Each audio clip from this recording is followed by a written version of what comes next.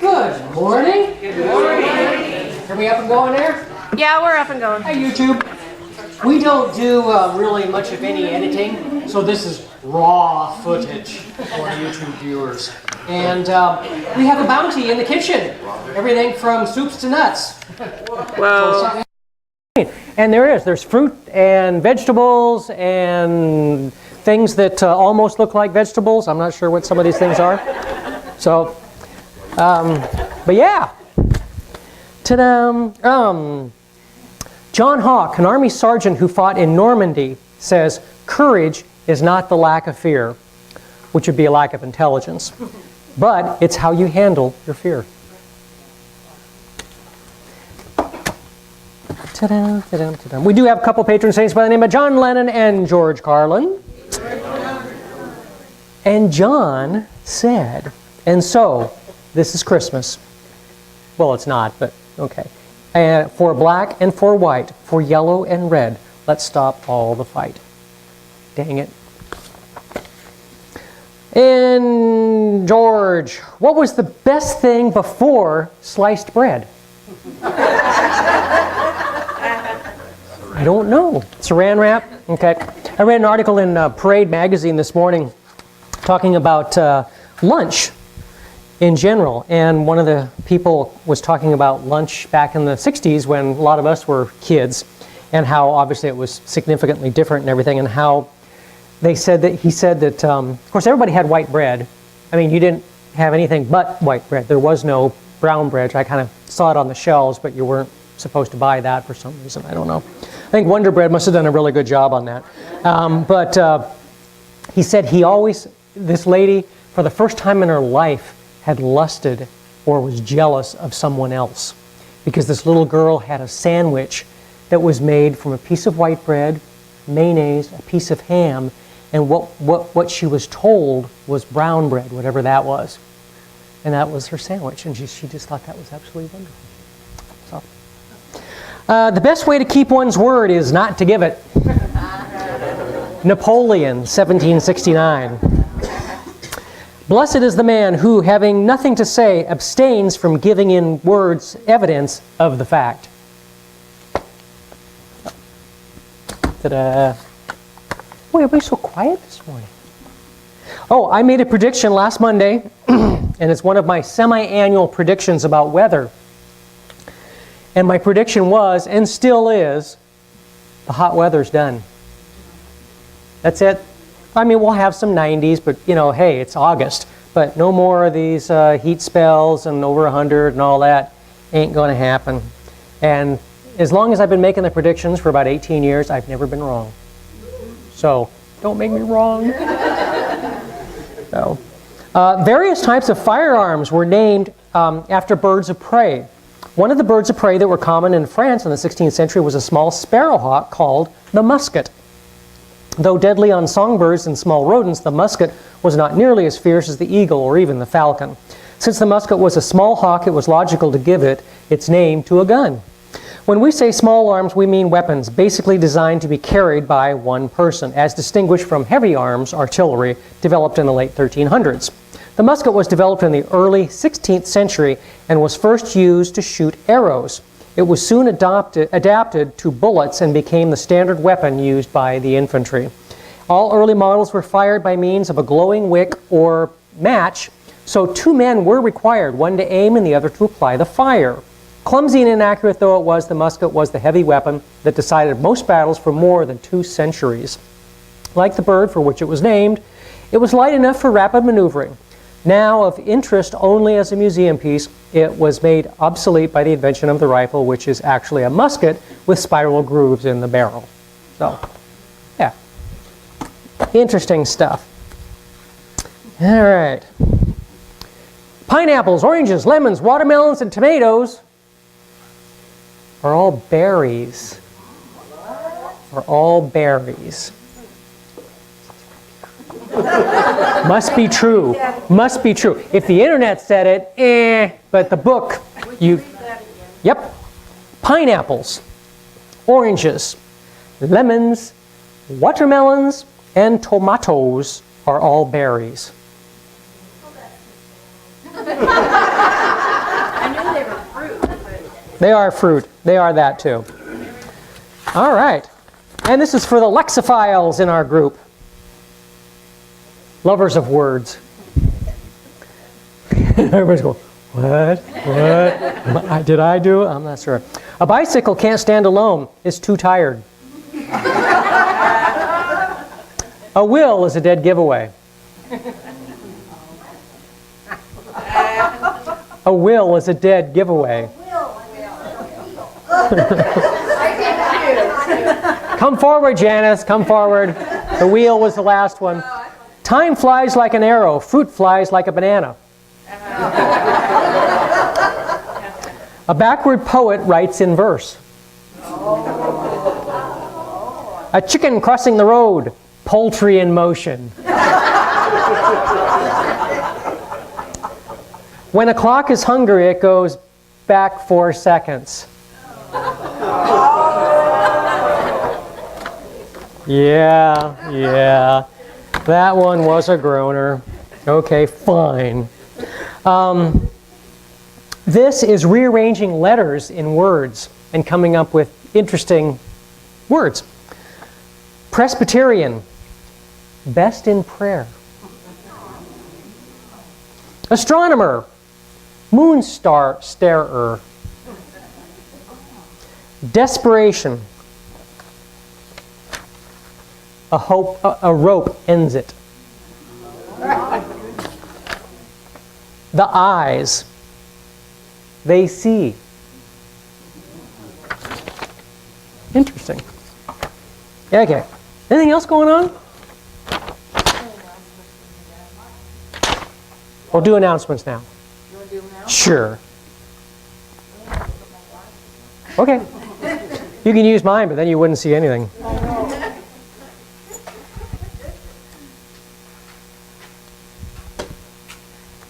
Thank you for doing the announcements. Appreciate that. Although I am sometimes curious when we get the emails or the text saying, I didn't know that was going on. Let's see, it was announced today in services. It's on the calendar.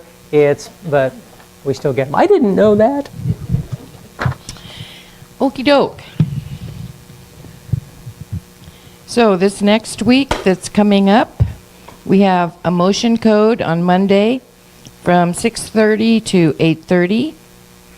Interchange on Wednesday the 12th. Yeah.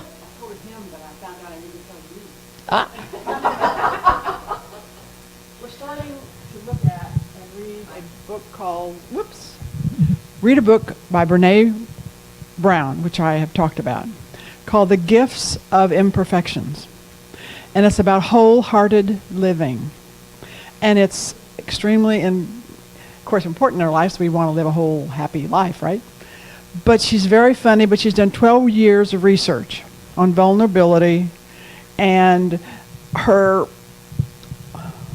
take on it is so interesting and so applicable. So if you want to come Wednesday night and get caught up, if you will, we just kind of opened the book last week.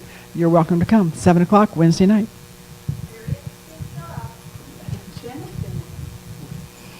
Okay. On the 13th, Shannon is having a house clearing class. Yeah, if you would.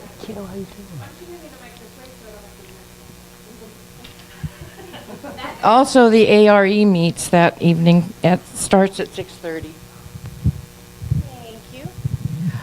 What house clearing is if you have negative energies in your house, you may have some interesting things happen, like stuff you can't explain.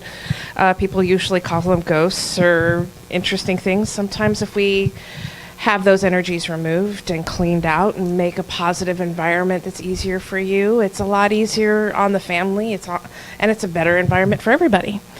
And what I'm doing is I'm teaching people how to do that, or having a refresher course for those of us that have already taken Janice's class. And I'm going to bring the tools of the trade with me so that we can all learn and have our own box for this, because it really is important to have your tools with you when you go.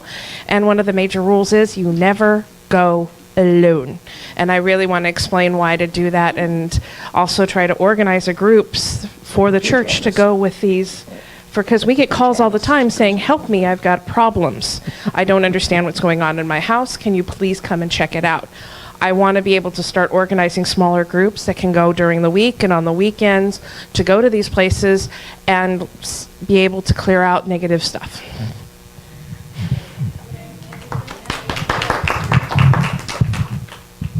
And the cost for that class is $10. So, I mean, this is really reasonable. It all goes back to the church. Yeah, it goes back to the church. Next Saturday, the 16th. Is that next Saturday? Phew. Oh, Sunday. Sunday, the 16th, from 1 to 5. Daryl's having a drum making class. Oh, yay. Yeah, so if you haven't made a drum, or even if you have made a drum and you want another one, come on in. It's $80, and that includes a 15-inch hand drum and a drumstick. And you'll also, yeah, I have a sign-up sheet. And you'll learn how to take care of your drum, and you'll get some drum beats. So it's pretty awesome.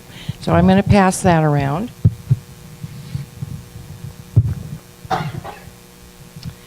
One more.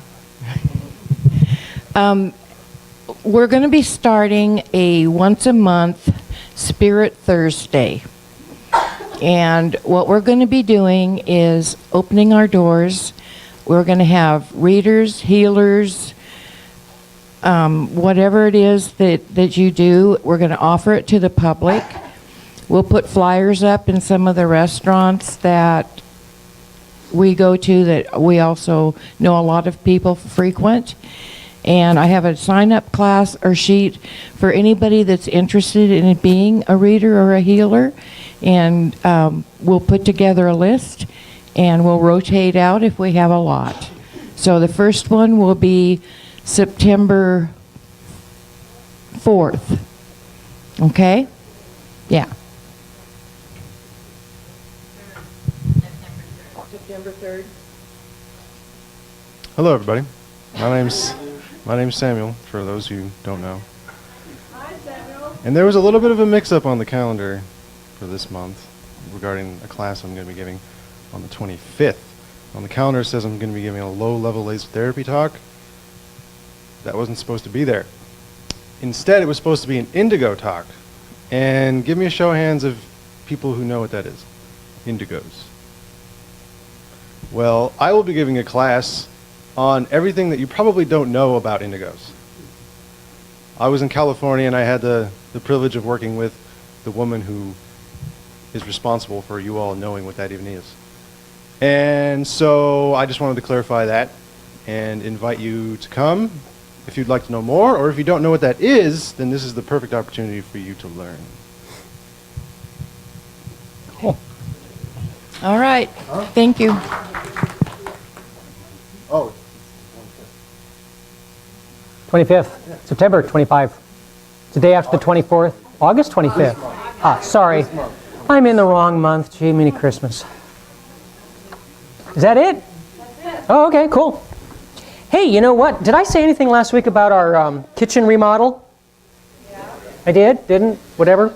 We're having a kitchen remodel. And you know, it's interesting. It's the most money that the church has ever spent on anything in 18 years. But what was interesting is, you know, to kind of put that in perspective, traditional churches, the amount of money we're spending on that total remodel is like less than their contribution for 1 week. I mean, but it's a lot of money for us. So, anyhow, we are gonna have some fundraisers. That was the term I was looking for. Thank you very much for that. It's nice when other people are out there knowing that, you know, things just kind of go by sometimes. So we are having some fundraisers over the next few months to help pay for part of that, and so that would be wonderful. Hey, Nescafé, remember Nescafé, managed to arrange a meeting with the Pope at the Vatican. After receiving the papal blessing, the Nescafé official whispers, "Your Eminence, we have an offer for you." Nescafé is prepared to donate $100 million to the church if you change the Lord's Prayer and give us this our daily bread to give us our daily coffee. Sounds like a reasonable offer. The Pope responds, that's impossible. The prayer is the word of the Lord. It must not be changed. Well, says the Nescafe man, we anticipated your reluctance. For this reason, we will increase our offer to 300 million. My son, it is impossible, for the prayer is the word of the Lord and must not be changed. The Nescafe guy says, Your Holiness, we at Nescafe respect your adherence to the faith, but we have one final offer.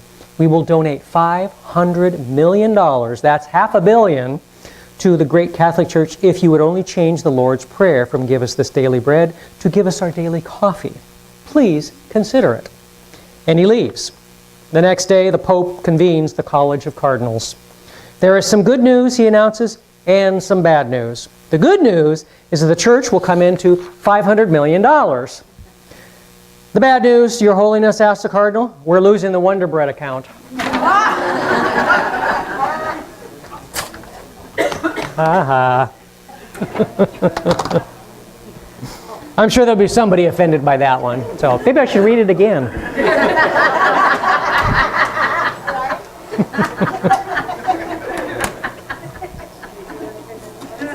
All right, I'll just take my vegetables and leave, and my berries. See, it looks like a berry, right? It does. Good morning. Everybody happy to be here? Yes. Tell somebody else.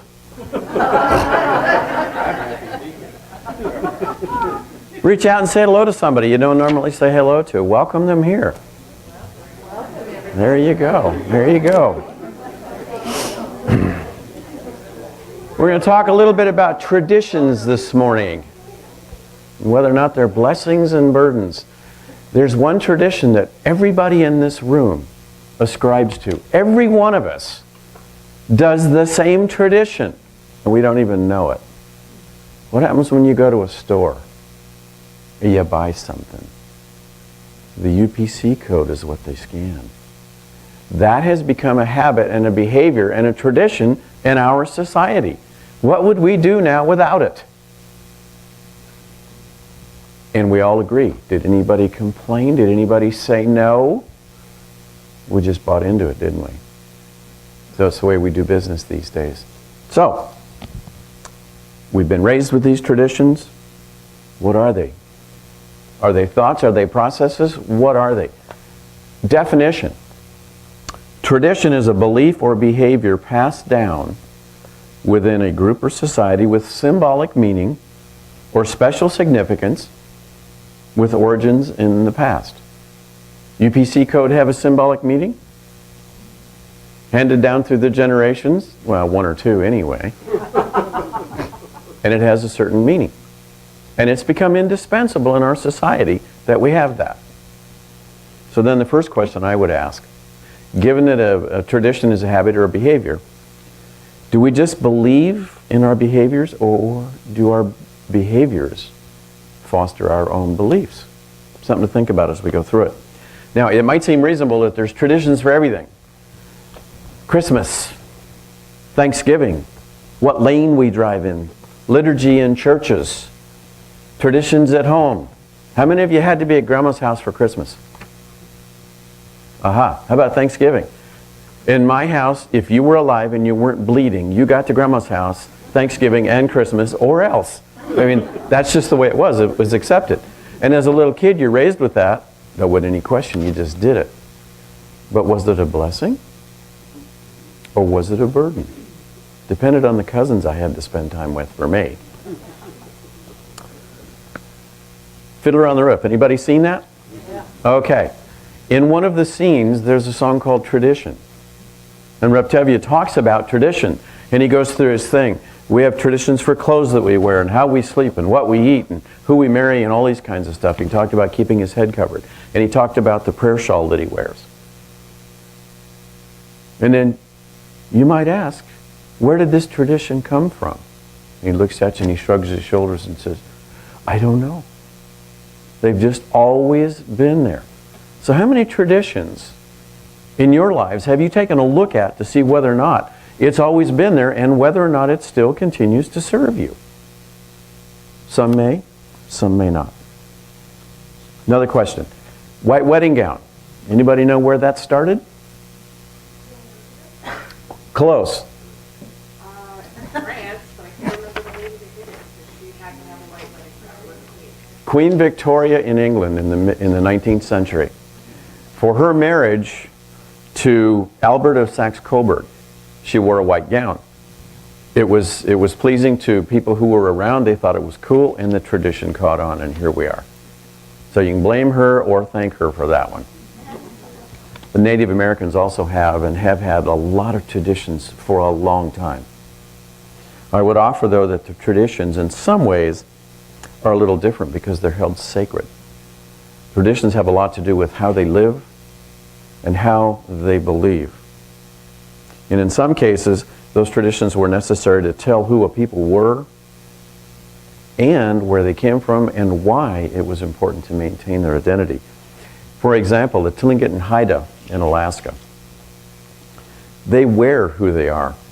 They have what are called ceremonial robes. And when they dance, they wear them. Marianne and I, when we were there earlier this year, got to see those. And each time they finish a dance, they turn around and face away from the audience. And on those robes is their clan. It's who they are and where they came from and who their family is and all of that kind of stuff. Every time they dance, at the end they turn around so the audience can see who they are. And of course the clan robes were all different. Marianne and I were then invited to stand up and dance with them. Yeah. So we got up and we thought, okay, this is cool, we're just going to dance. So we get up on stage and we're the only two in the audience, the tourists, that were brave enough to do this. She walks up on the stage, and I don't know if I can keep it together for this. One of the women put her clan robe on Marianne. One of the men walked up to me and put his clan robe on me. And he says, "This one will show you how to dance." And I turned around and it was a child. And that child showed both Marianne and I how to dance, and then the drums started and I was gone. They allowed us into that tradition, into that blessing, and allowed us to dance with them, wearing their clan robes with that tradition and the history. And I'm telling you from experience, it is powerful, and it is full of grace, and it's full of honor. And that's a tradition worth keeping. Definitely a blessing for Marianne, and for me, that's something I will never forget. And many traditions can be powerful. Doesn't mean they're a blessing. They may be a burden, but they're certainly powerful. Now, in the Native American world, traditions were used for war. You ever heard of the dog soldiers? Okay. When a band had to retreat, the dog soldiers were the ones who stayed behind, and they were the ones that were the last line of defense against the enemy. And they would give their lives, they would sacrifice their lives for the community and for the traditions of the community. Counting coup, ever heard of that one? There was a time when Native traditions and bands didn't require that anyone would be killed. A band would ride up to steal horses on another band, and they would have what's called a coup stick with them. And they were long sticks, sometimes with a crook, sometimes not. And the idea was to be stealthy enough to sneak up to and smack the enemy with a coup stick and get away. And the only harm done was a sore head. That was it. But nobody was killed. You've heard of the peace pipe? It's not a peace pipe, it's a sacred pipe. And in some tribes, having the pipe and having it used well gives them a center for existence and gives them a reason for living and a reason for community, a reason for congregating, all of that kind of stuff. Yes, it was used for peace. It's not a peace pipe. Wampum, Eastern Indians, Forest Indians, it was shells and a variety of other kinds of things, and it was used as a mechanism for trade. And these things were accepted and used for years and years and years and became tradition for trade. Ever heard of a rendezvous? Indians, trappers, and everybody got together. It became a tradition that once a year these folks would come out of the hills and they would trade and they would do other kinds of things, and there were certain rules of order, certain ways of behavior and those kinds of things. And those traditions were set up on an informal basis to keep order and keep things moving the way they needed to move. Now, let's look at some more traditions. And as we do, I'd like you to keep something in mind. Traditions can be a blessing and they can be a burden. How does that happen? When the rightness of heart is easily soured by the judgment of the mind, that's when a tradition turns from a blessing to a burden. And I would ask you to remember that judgment of the mind is a choice. Traditions as well can be maintained over many generations. There was a fellow named Handsome Lake. He was a half-brother to Cornplanter. And he believed that traditions, the old religious or faith-based traditions, were very important to maintain. Even after his death in 1815, his teachings continue to this day through his followers. It's also been said in a Chiton Sioux proverb that a people without a history or a tradition is like wind on the buffalo grass. Yes, tradition is history and history is tradition. You can probably think of a tradition that's been in your family for generations. You have a history of that tradition coming forward. Now, whether or not the tradition is exactly now like it used to be, it may have been manipulated a little bit, updated, changed. There might be a little different twist. But in the main, you can look back on the history of that tradition and in some cases see its genesis. If you can't find the genesis, then like Reb Tevye, you say, I don't know. Then the next question is, does it still serve me? So, moving on. Let's start with the pipe carriers. We mentioned that a while ago. Men and women of the native tribes became what are called pipe carriers. It's a tradition of long standing in Native Americans. And whether man or woman, you had to be asked, you had to be suggested to be a pipe carrier. And in some traditions, it was up to a year that a person would carry the raw clay from which a pipe is made and pray over it. They would study and they would learn. They would do Humblecha, which is your vision quest. And they would spend lots and lots of time looking at this particular thing to determine whether or not it was the right thing for them to do. And there's lots of reasons for that.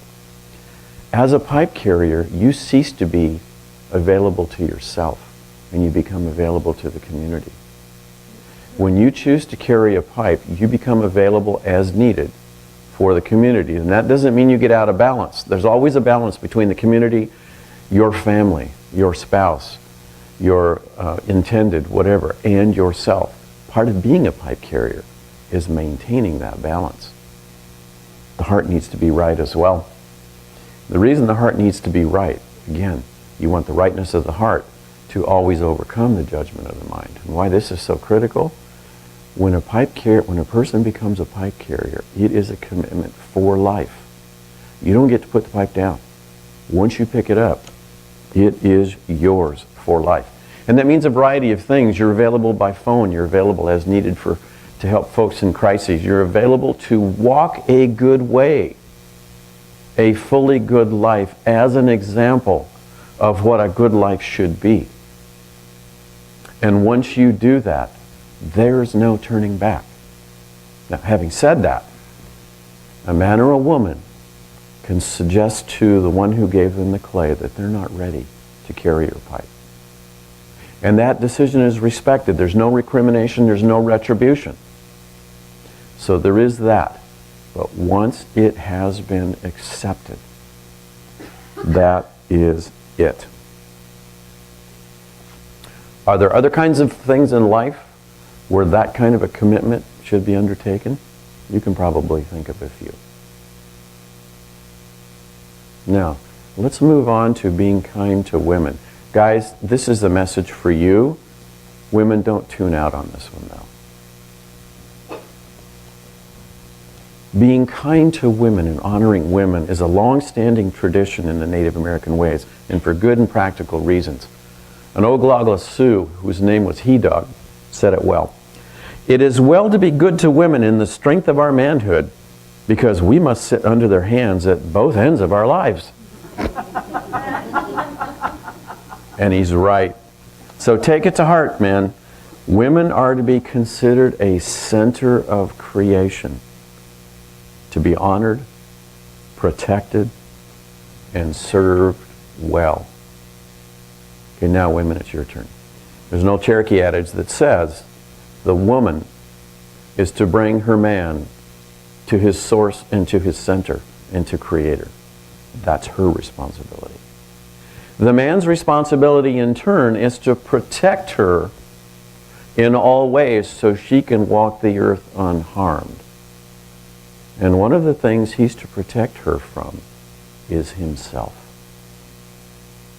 He is required to be that honored servant, if you will, of her and live that way. So she, as a center of creation, can go through her life, creating where she needs to, taking care of the young children and the younger women, because in Native traditions, it's the older women, the grandmothers, the abuelitas, who bring up the traditions in the younger ones. They teach the younger women, they teach the children in how to go forward with these traditions. In many ways, that's how these traditions continue to be maintained. Ever heard of a talking stick? Talking feather? Okay. In Native American traditions, for those of you who are not familiar with it, when an assembly takes place, there is a stick or a feather or a bundle of sage or whatever there happens to be. And the person who happens to be speaking will pick up that talking stick, if not having it given to them. And while they have the talking stick or the feather or the sage, they can speak uninterrupted for as long as they need to until they're done, completely done. And when that person is done, then it's handed off to the next person. And that person talks until he or she is done, completely done. And I will tell you this, out of respect for that tradition and for each other in community, when that is used, much gets said and little is misinterpreted. Something to think about. So when you go home, whether it's a pencil, a pen, hopefully not the TV remote, but come up with a symbol. So when it gets tough, you can honor that, hand the talking stick off, and shut up. And then when it's your turn, you can be heard as well. You would be amazed at what can be accomplished and how much can be taken up and squared away using that particular thing. Dressing for battle. If you've seen pictures of Native Americans in regalia, regardless of the tribe, when they get ready to do business, what do you see on them? You see the feathers, you see the leather, you see a variety of implements, you see the crook staff, whatever. But they're ready to go. Wooden Leg, a Cheyenne warrior, he was also a tribal judge, said this: every Indian wants to look his best when he goes to meet the Great Spirit. So the dressing up is done whether in imminent danger or sickness or injury or at a time of peace. You put your best foot forward, your best face forward, your best honest foot forward, your best honest face forward. Seems like a reasonable idea to dress your best to be ready to go see the Creator, or even if you think you might. How many of you as kids, make sure you wear clean underwear on. What happens in case you were in an accident? Right? And if you did it over time, that habit and behavior became what? A tradition. The potlucks. How many of you take the same thing to the potluck every time you go? It's a tradition. If I were to ask you all to get up and completely change seats right now, how many of you would be comfortable doing it? Nobody's getting up. Because your habits and behaviors have become a tradition. And somewhere inside you have found comfort and peace with where you're sitting. And it is your place. There's no name tags on those seats. But the tradition has become strong enough that you now, in this assembly every Sunday, live that tradition, and so do the rest of you. We all do it. I like the back seat, Marianne, and I sit back there. So we are involved in the traditions just like anyone else. Let's talk about something basic for a minute. Acquiring food. Any traditions there? How many of you go shopping with a list on Thursday morning, you take $83.28, and you only have one I want it item on your list? Everything else is need. It's a habit, it's a behavior, and if you've been doing it for a while, it becomes a tradition. If you go as a couple, how many of you go up one aisle and the other go up another aisle? You take 2 carts with you. Any of those kinds of habits and behavior. How many of you pulled into a parking lot in a place you're used to parking, and somebody is in that spot?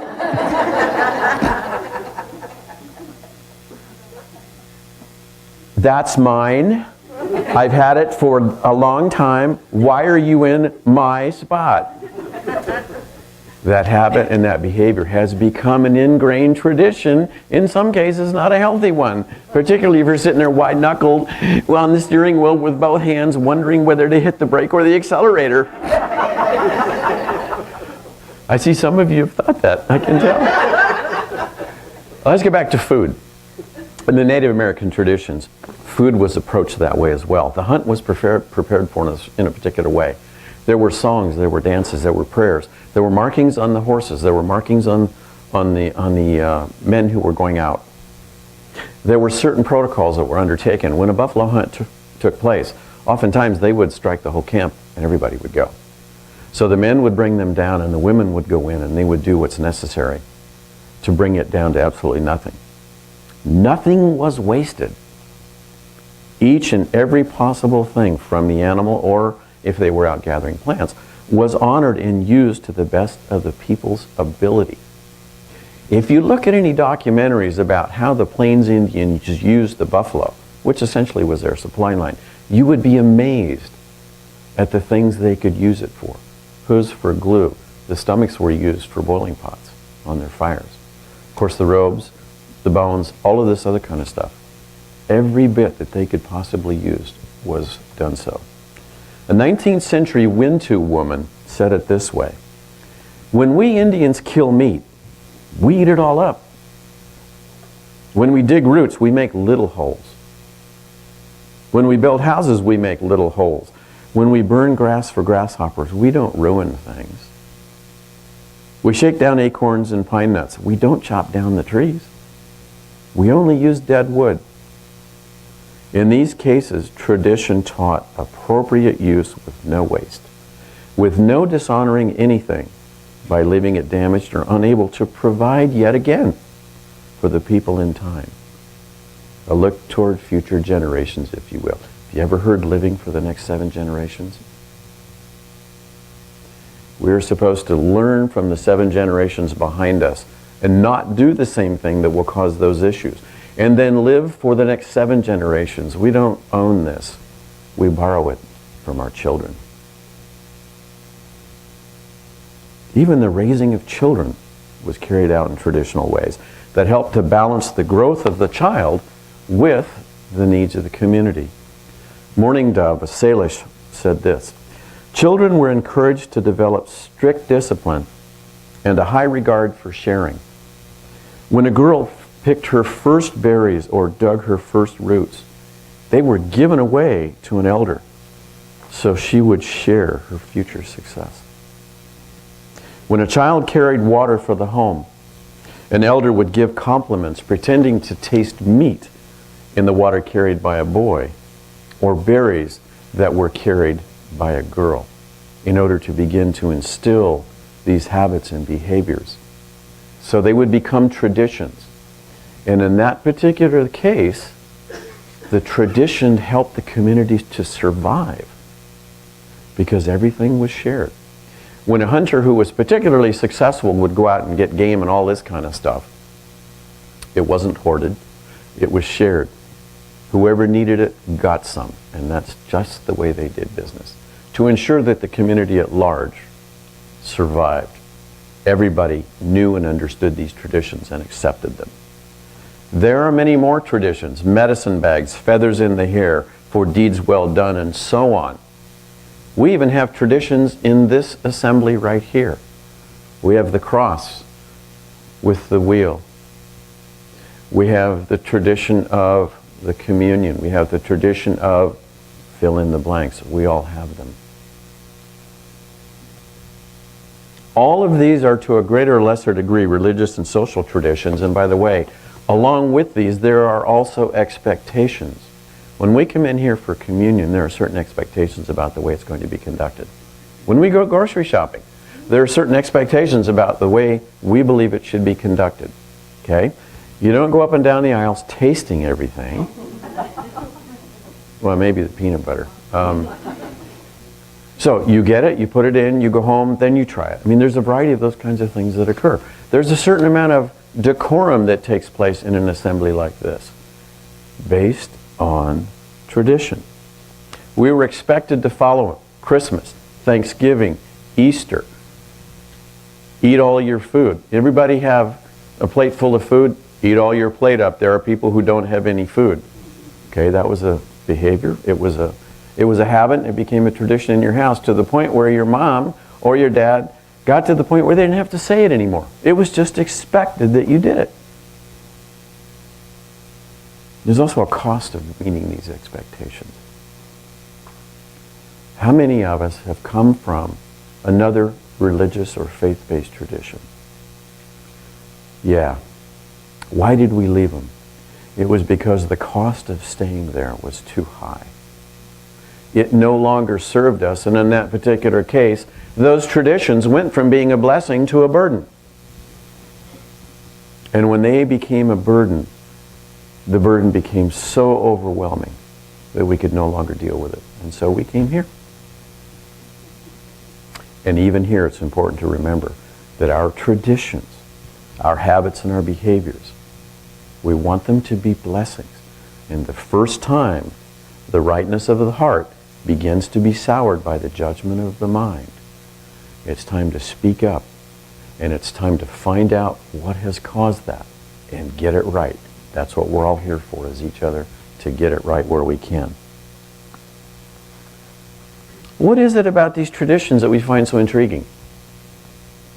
Is it that we find meaning in our lives as a result of having these traditions? Or is the meaning in our lives better served by having traditions that keep us focused? Are there things that you do in your life that keep you focused? How about getting up in the morning? Do you have a routine that you do every single morning? Gosh help you if you change that routine. How many of you put your keys on the same place all the time? And when you don't, what happens? Your behavior changes, doesn't it? Yeah. Your habit and your behavior has become a tradition. And we do that at all levels. Everything we do, if we're not really careful, goes from a habit and a behavior to a tradition. When you park your car in the garage, where do you put it? Same place every time? Same distance, same width, same everything? When you get in your car, do you put your seatbelt on before you turn the key on? Do you turn the key on before you put the seatbelt on? All of those are habits and behaviors that over time have become traditions. And as your children grow and begin to drive, you will teach them the same kinds of things. And then it becomes a multi-generational tradition. So it was with the Native Americans. Now, we do need to be careful to know how and when to maintain traditions, and also be aware enough to know when a tradition is no longer valid, or even when a tradition becomes harmful.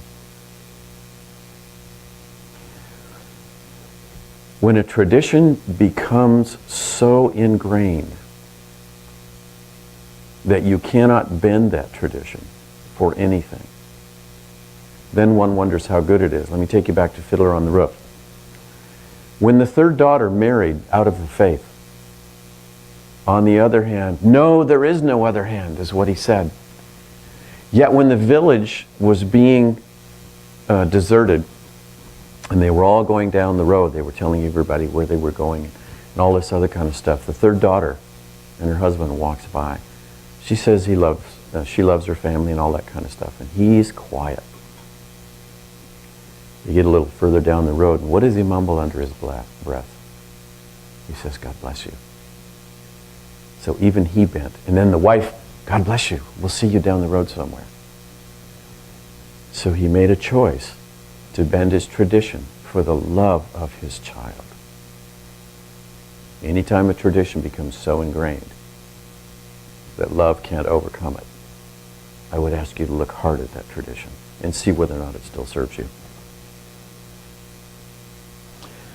There's a book called The Seven Arrows. And in that book, there's a commentary that talked about the way people lived. And they lived in such a way that they thought it was all good, but all of a sudden they began to know that there were enemies in their midst. But they continued to live that same way with these same traditions. And they did so until the enemy could no longer be stopped. And then it became a case where there were few left to weep over the dead because of things that have happened. Don't let traditions cause that to occur. Be aware of the need to maintain traditions. Be aware of the need to change those traditions when and if there's a need. Our hearts become so dead simply in deference to a tradition that no longer serves us.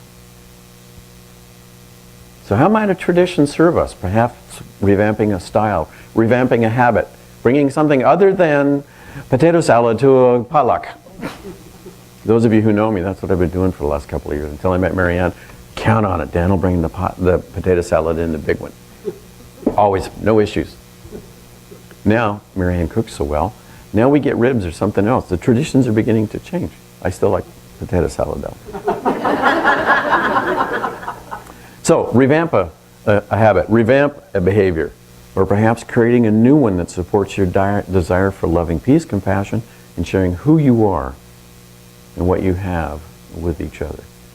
So just for a moment, before we go into the meditation, think about a tradition that you have now that you like. One that you have now that you might like to change. And one that you don't have that you'd maybe like to pick up and take on and make part of your life. Give you just a second about that. We'll use that as we go into the meditation.